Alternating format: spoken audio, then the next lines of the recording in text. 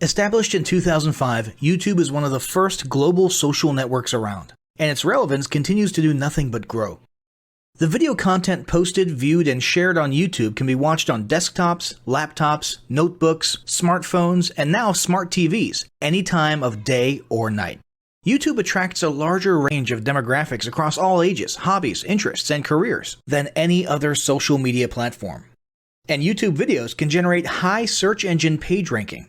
And of course, the most obvious benefit is that the combined audio and visual aspects of video content will make your message much more memorable than plain textual content. As the demand for quality video content increases, YouTube continues to gain more subscribers. Let's have a closer look at the statistics to gain a better idea of the benefits of creating an organic video marketing strategy. Worldwide, YouTube has over 1 billion users. Yes, a billion. And a whopping 30 million of them watch videos every day. An astounding 5 billion videos are viewed each day, totaling in over 500 million hours of daily viewing. Over 300,000 new videos are uploaded daily. 80% of people ages 18 to 49 regularly watch YouTube videos. Over 50% of YouTube videos are viewed on mobile devices. The average mobile viewing session lasts 40 minutes. So there's an amazing opportunity to connect with your audience there. 38% of users are female and 62% are male. So clearly the general stats and demographics are there. And by themselves, they justify using YouTube as a marketing channel. But the marketing-related stats are even more compelling. Today, around 87% of online marketers use video content. 1/3 of all online activity is watching videos. 92% of mobile video viewers share the content that they watch. And when given the choice, 59% of executives will choose video content over written articles. Video drives a 157% increase in organic traffic from search engine result pages, or SERPs. The click-through rate of email with videos is 96% higher. Content retention increases from 10% to 95% when comparing video to text. Users spend 88% longer on websites with video. Blog posts with video attract 3 times more inbound links. Adding video to ads increases engagement by 22%, and 85% of businesses have in-house staff who curate their video content, which shows you how important all your competitors think video marketing is. That pretty much settles it. You obviously need to be marketing on YouTube. Next up, we'll talk about establishing YouTube marketing goals.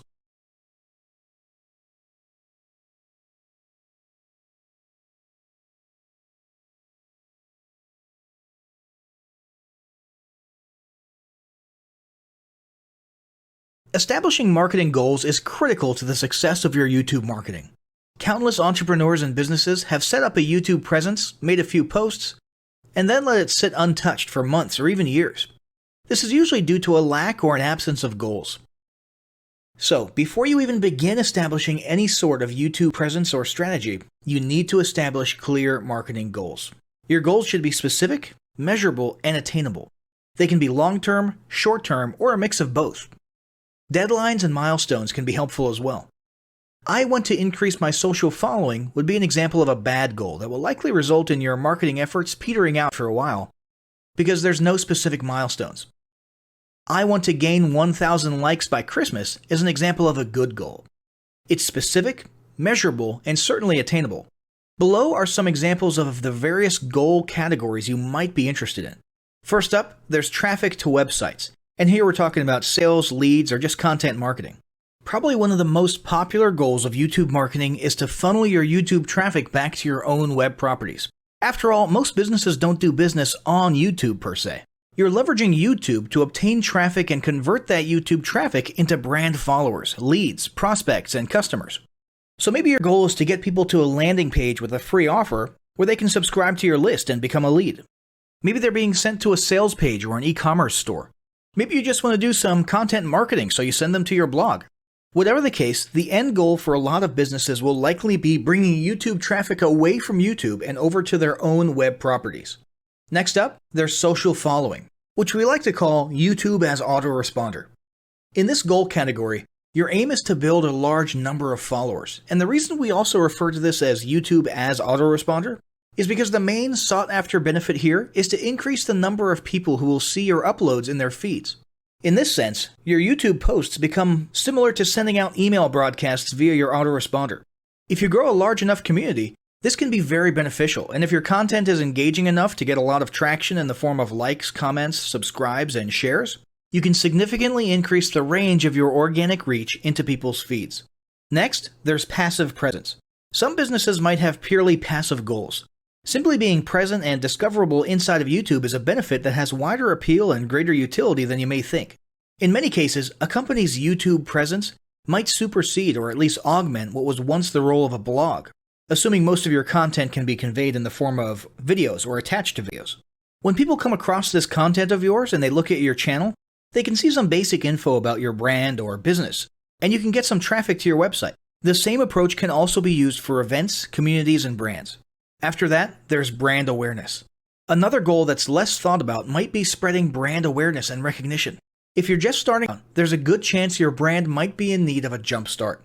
If nobody's ever heard of you, a great way to increase recognition is to simply create and share unique, helpful, or entertaining content and get your name, logo, and overall brand identity in front of as many people as possible as many times as possible.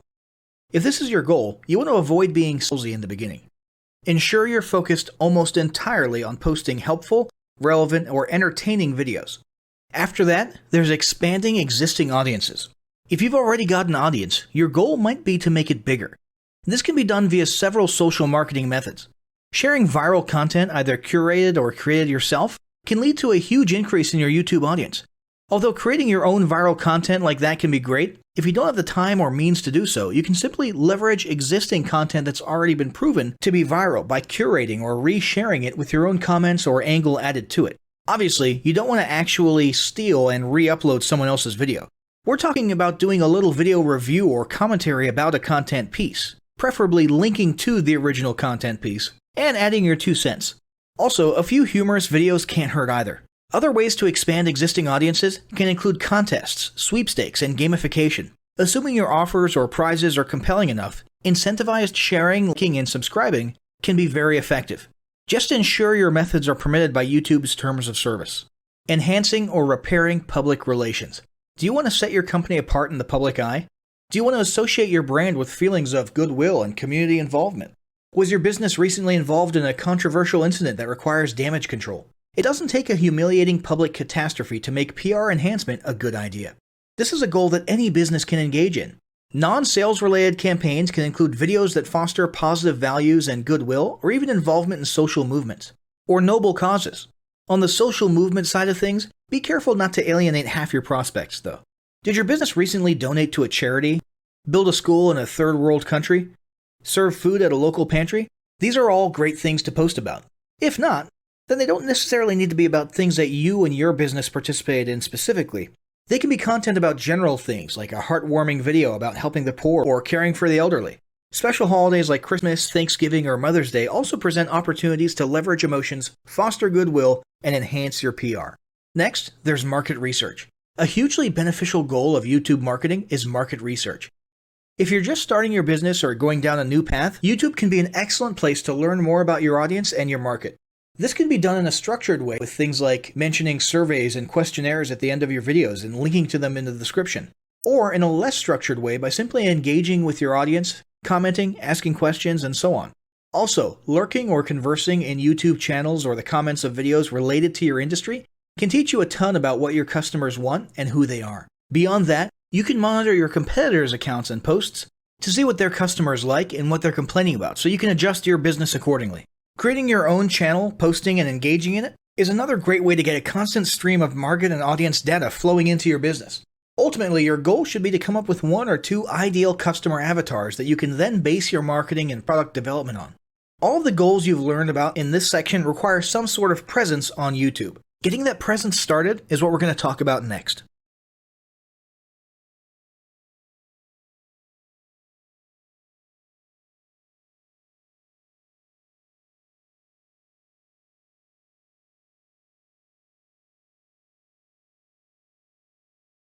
The first step in getting started on YouTube is to create your own company channel. If you already have a company channel, you can organically optimize your channel with the tips below. First up, selecting your channel name. Now, in a perfect world, your channel name will be your business name. If your business name is already taken, get as close to your business name as possible. For example, you could abbreviate your name or add or delete identifiers such as Inc. If the product or service you're promoting is singular or in a clear niche, try to look for a creative, catchy, and memorable channel name. However, you must be forward-thinking when you select your channel name. For example, if you expand your product lines in the future, would you have 2 separate channels or 1 cohesive channel? If appropriate, you could even use your first and last name as your channel name. Consider keywords, but remember that trending keywords are in constant flux. Currently, you can create up to 50 channels, but in most cases, it's more strategic and time efficient to have 1 channel with lots of videos and playlists, rather than several individual channels. But we'll talk more about strategy in the next segment. Next up, optimizing your images. If you're familiar with optimizing blog posts and website images prior to uploading them to your website, the concept is the same. This is one of those tiny details that many people underestimate or simply don't know exist, but can go a long way in organic YouTube and search engine optimization. The best way to optimize your images is to use Google Trends or a paid keyword tool to identify the best keywords. Then, name and save your YouTube profile pic and banner with the most suitable keywords. Even if you're using your company logo, you must first name and save it with your relevant keywords. Even if you maintain the same profile pic and banner, update them both with new keywords on a quarterly basis. Next, it's tempting to simply copy and paste the About section of your website in YouTube or your other online platforms, sales sites, and social media channels. However, it's important to write unique descriptions for each of your online descriptions. This minimizes the amount of duplicate online content, but it also ensures you have unique descriptions relevant to the purpose of each online profile. For example, your YouTube description should touch on the value you plan to add with your channel via videos, not just who your company is and what you do. Once you've written a few unique sentences or paragraphs, take the time to add the About section links to your website, other social platforms, and top trending news.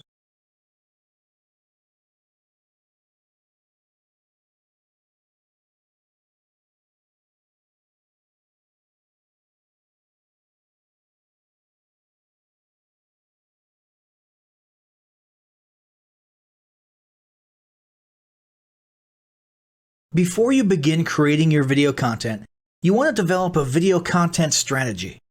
Avoid the common temptation to just post about your products and services, and consider how you can create relevant video playlists which will meet a wide range of your target audience's needs. Yes, this can include sales, but it's time to think outside the box. Posting just a handful of relevant and high-quality videos is always better than posting a high volume of useless videos. Any combination of the ideas below can be used as inspiration for content your customers will engage with. First up, start with your FAQ. An excellent place to begin is take a look at your customers' most frequently asked questions. This can include industry questions and product questions alike. Answer the questions via a video or a video series and drive instant engagement. Next up, educational and instructional how-to videos are another popular choice. Here's a few examples. Does your product require assembly? Great. Create a step-by-step video of how to put it together. Do you sell a digital product? Create a video of the screenshots for performing common or advanced functions using your software or app. Do you sell a tool that can be used for a versatile range of functions? Create a video highlighting its most common features or functions. For example, a makeup demo. Is there an adjacent software, product, or tool your customers use? Create a video on how to integrate it with your product. You can even create videos that you use to train your team and post it online in an invitation-only video playlist. Next up, client testimonials. Your passionate and happy customers are often eager to share their great experience with others. The next time you receive a raving online review or direct email, ask the customer if they would be willing to record a client testimonial. And yes, it's okay to incentivize them for their time. Then there's live streaming an event. If you have an upcoming live event, fundraiser, speech, product demo, or convention, take a few minutes to record the event and upload it to your YouTube channel.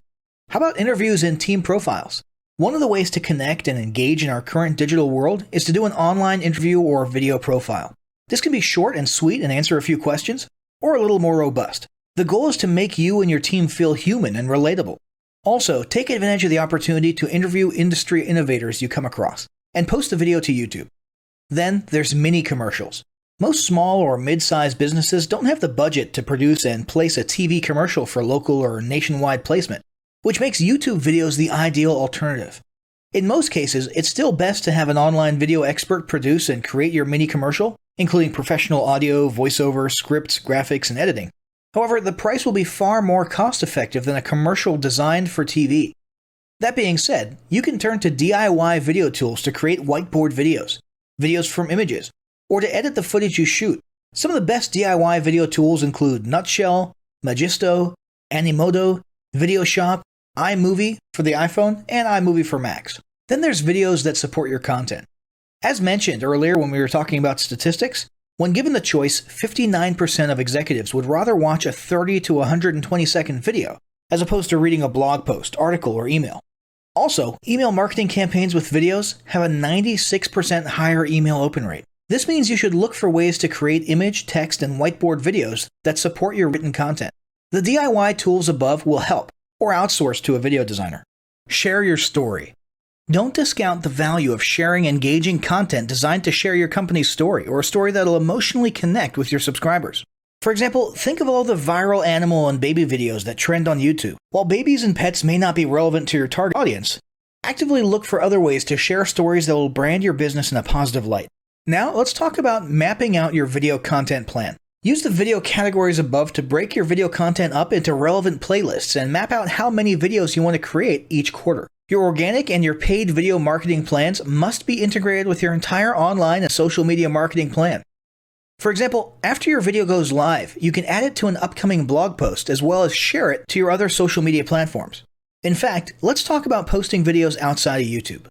One of the unique things about video content is that unlike blogs and articles, you can post the same video in multiple places online. Look for every opportunity to post your relevant videos and remember that you can share them more than once. For example, if your how-to video is a hit on Facebook, post it again in a week or two. This will help increase views, likes, comments, and shares. Here's just a few places to post your videos: Facebook, Twitter, Instagram, Snapchat, LinkedIn, and other social platforms like that. Within articles and blog posts. Within relevant paid ads. Upload to relevant email marketing campaigns. Add to one-off relevant emails. Add to your newsletter. To relevant website pages. To the video section of your website.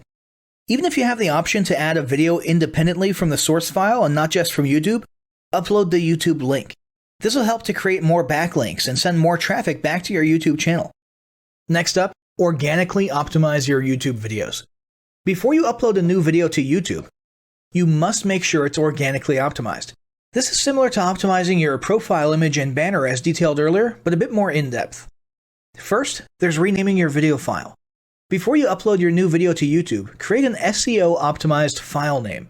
Use Google Trends or a paid keyword tool to name and save your video with relevant keywords.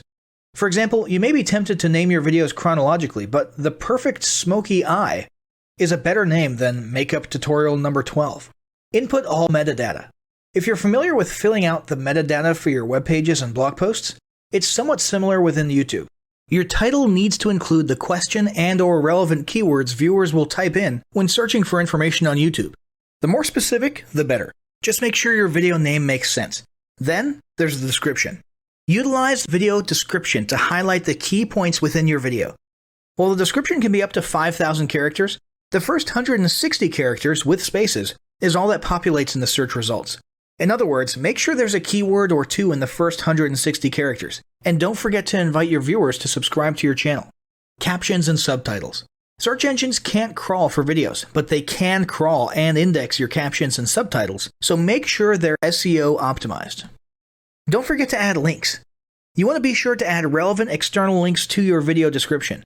While you certainly want to link back to your website, sales site, or other social media platforms, your organic performance may improve if you find quality links that are relevant to your videos.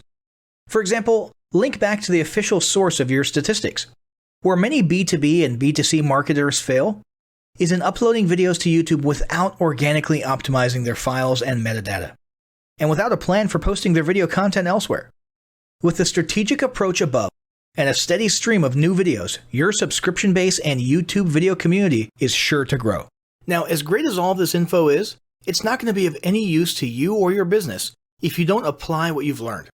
So, roll up your sleeves and get ready to execute the steps in the following battle plan. Step 1. Spend an hour brainstorming your YouTube marketing goals. Step 2. Think about what kind of videos are most useful for your business or niche and develop a content plan. Step 3. Take 15 minutes to create and optimize a YouTube channel in accordance with what you learned in this guide. Step 4. Start recording and uploading the first videos you decided on in Step 2.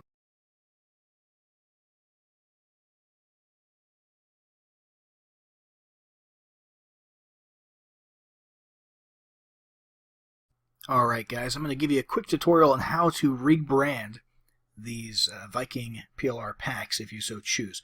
We're going to start with the PowerPoint slides for the videos. So the videos, we've been very careful to make sure that there's no branding or no mention of Viking in the audio. So you can actually continue to use the audio track if you prefer, and simply remove the visual Viking branding. The easiest way to do that is going to be to come to each image. There's 3 Viking images in each slide presentation, and what you'll do is you'll right click, you'll come over here to change picture, choose from a file, and just grab a random image here. Easy as that. You would do the same thing here and here, and if you did want to change the voiceover, all you'd have to do is you would actually have to delete this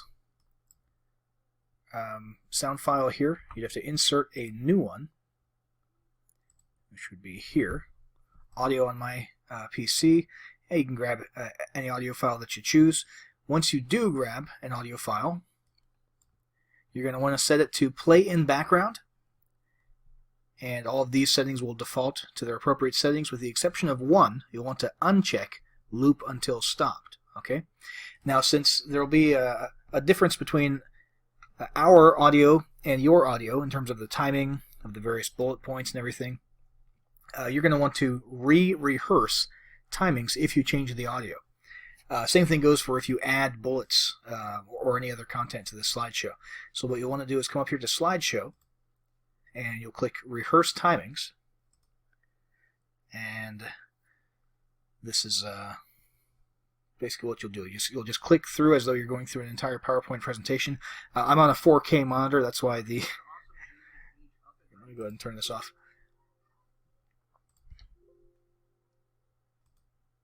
Yeah, sorry. So I was on a 4K monitor, so that's why it looked all zoomed in there. But basically, you would just proceed as though you were doing any other PowerPoint presentation and clicking at the right times in synchronization with your audio. And once you've done that, at the end there, when it says, do you want to save the timings, you hit yes. And from that point forward, when it renders a video, everything will be in sync. Okay, so we've covered how to change the images, remove all the Viking branding, how to change the audio. The last thing left to do in order to make these into a video would be to come over to File, and you're just going to come to Export, Create Video. Make sure this is set to use recorded timings and narrations. Those are the ones that you just set up. It should be set that way by default, and to choose your presentation quality.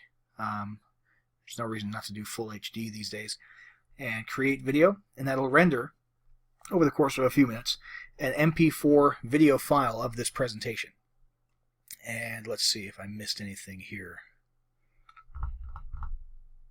Nope, I think that's about it for the PowerPoint slides. Let's move over to the the Viking bonus creation Word documents. So what I'm about to say applies to the reports as well as to the full ebooks. And really, it's actually very similar to PowerPoint, except for one thing I'll mention at the beginning is this background. It's here for stylistic reasons. It looks kind of cool and slick, but I understand a lot of people might not like that. So what you'll want to do, when you first open the document, everything will look kind of gray and hazy here. And that's because that background image is actually in the header. And it is, as far as Microsoft Word is concerned, it's layered in front of the text. So step 1 is going to be to double click in the header area. Step 2, click one more time, and you're actually going to select this background image. Okay, you'll see these little dots up here in the corners and on the sides.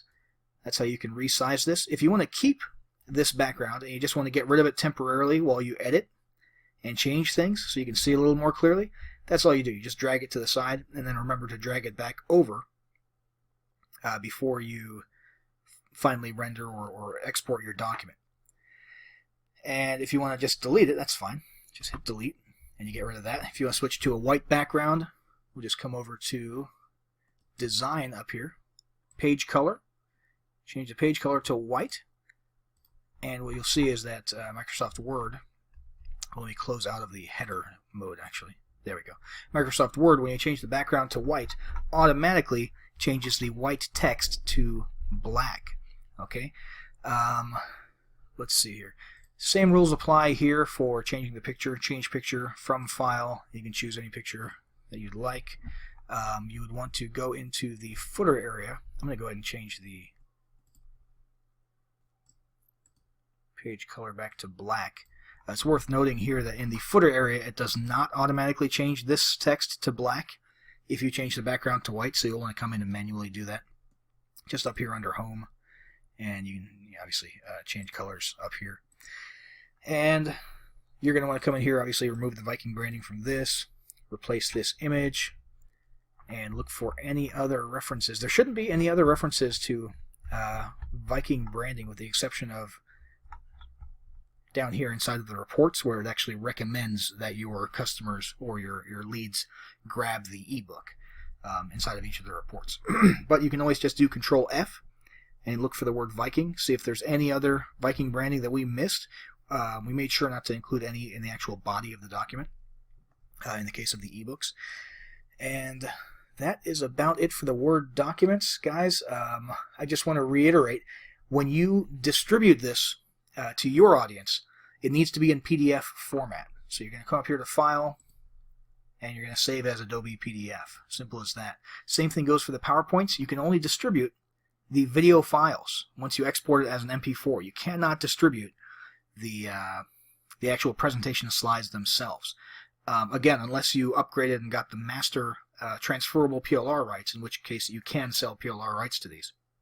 But if you just got the standard package of our Viking PLR bundles, and you're just distributing these to end users under your own PLR rights, make sure that when you distribute, you're only dealing with PDFs and video files, not with any Word documents or PowerPoint slides.